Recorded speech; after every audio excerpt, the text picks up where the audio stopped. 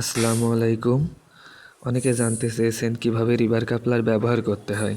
প্রথমে ফোর্জিং মেশিনের সাহায্যে রডের মাথা একটু মোটা করে নিতে হয়, যেন থ্রেড কাটার সময় জয়েন্ট দুর্বল না হয়।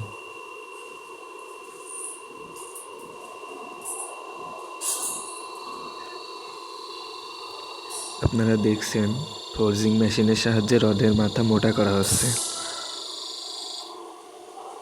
দেখুন, রডের মাথা ফোর্জিং করা হয়ে গেছে।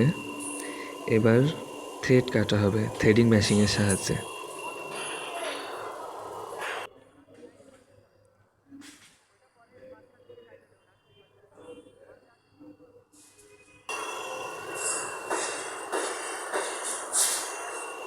আপনারা দেখছেন থ্রেড কাটার প্রসেস চলছে।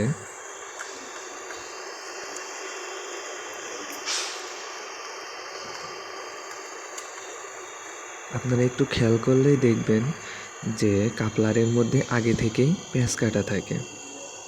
দেখুন, রডের মাথায় থ্রেড কাটা হয়ে গেছে। এবার আমরা কাপলারটা লাগিয়ে দেখব।